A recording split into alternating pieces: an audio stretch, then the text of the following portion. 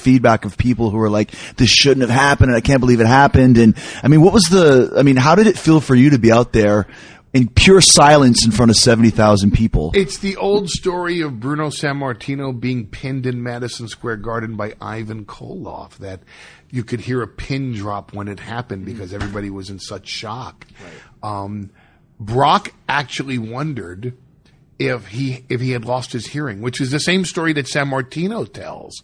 That, if you hear, let me tell you, when I lost the title to Koloff, I thought I'd gone deaf for a moment, and I don't know why Sammartino sounds Jewish when I imitate him, but, yeah, right. Listen, he's converted. Yeah. Rabbi Bruno Sammartino-berg. When I lost my hearing in the Madison Square Garden. Oy vey, man, let me tell you. But Brock, when I got to Brock, he was like, what's going on? And I said, they're in shock. And he says, I'm in shock too. And it was the reaction that in hindsight you would expect, but looking at it in advance, you really can't determine how that audience would react, because it is such a shocking moment, because you're so preconditioned to 1, 2, oh, he was so close. He was an eighth of a second away from the streak ending. And, it's the old thing of, anything can happen in WWE, and always expect the unexpected. But in that match, that is the one constant.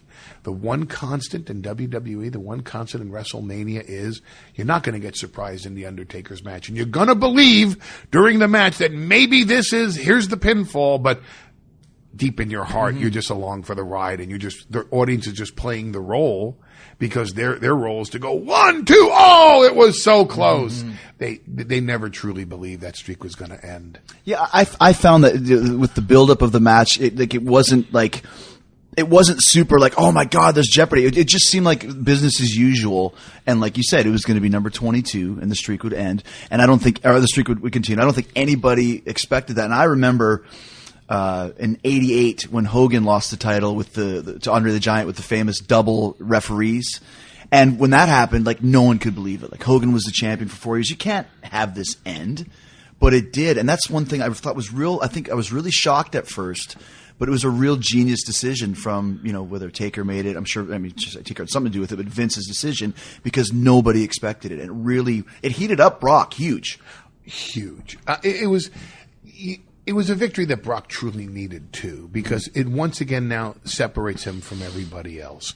He's again the outsider. He's again the UFC guy. He's again the guy that doesn't truly belong. I can sit there on television and quote his credentials: the NCAA Division I heavyweight champion, the UFC heavyweight champion, the WWE heavyweight champion. No man's ever held 2 of the 3, let alone all 3.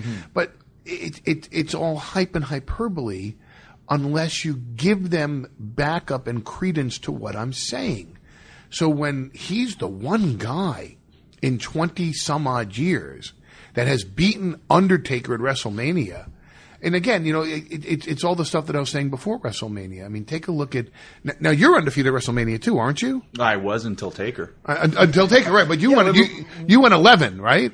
I think it was 7. Okay, so we're sitting with the guy, and we'll get into this. You actually were one of the victims of the streak, and also one of the earliest matches that was a real show stealer, because there was a string that Taker had of about 6 Manias in a row, 5 or 6, where they were show stealing matches, and you were. I think you mentioned Batista, but maybe yours was the first that really stole the show. Well, thank you. I mean, but you look at.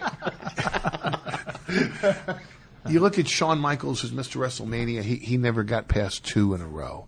Triple H, he never got past 3 in a row. Stone Cold Steve Austin, is as big a star as I've ever experienced in this generation, especially. He never got to 5. John Cena never got, and certainly, I mean, the longest run on top I've ever seen, including Sammartino, has been John Cena. The longest consecutive run, it's an amazing run for Cena. I think I was in 12 WrestleManias and won like 3 of them, so I have a really bad record. That's not great. And yet, here's Taker. And whatever anybody wants to say about sports entertainment and how the winners and the losers occur, it's still 21 consecutive victories at WrestleMania. It's even the behind the scenes aspect of that. is an amazing number. So when Brock is the one to beat that streak, and you take into consideration, well, he was the NCAA Division I heavyweight champion. He was the UFC heavyweight champion. He was the youngest WWE champion at that time. Now all of a sudden it all comes together. And, and of course you have the physical appearance of Brock Lesnar. So I think it has not only revitalized the mystique of Brock Lesnar, it has turned Brock back into a mega attraction that was a mystique, I think, had been taken away from him. That's what I was going to talk about, because armchair quarterback, he shouldn't have lost to Cena. He shouldn't have lost to Hunter. He should have destroyed everyone. And that's part of the problem nowadays, is there's no plan going forward. There's no – if you have a 2-year plan and you know this is going to happen, great. You can book accordingly. But it's so spur of the moment now, and I think that's – so it had great impact. But, imagine the impact it could have had if he went through all of those guys. Yeah, because you're right, because he was kind of I'm not going to say he was cold, but he was almost taken for granted. The mystique of Brock Lesnar, like you said, had almost been taken for granted. And that's why I think most people just expected that Taker was going to win, and that was the end of it. And we move on to next year, and Roman Reigns will get his shot, or Bray Wyatt, or some new guy. To me, when you really think about it, Brock is the only guy that should have beaten that streak. Well, he's a part-time guy. He doesn't love wrestling. That's what fans are saying.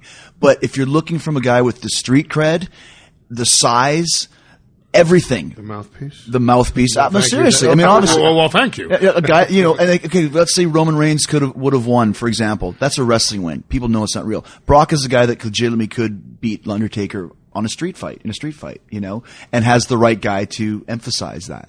So I think that when you look at it, Brock was the only guy that was believable in ending the streak, and the best guy that you can use. And like you said, is shot up to being the top heel in the company now. Yes.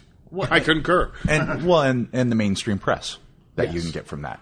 Yeah, and we got a bunch of it. I mean, it was a significant headline, and not only here in the United States, it was a significant headline on a global basis. And again, not just in people that were covering WrestleMania, but then the MMA boards got a hold of it, and the MMA websites and the sports media got a hold of it. It became a legitimate mainstream news story.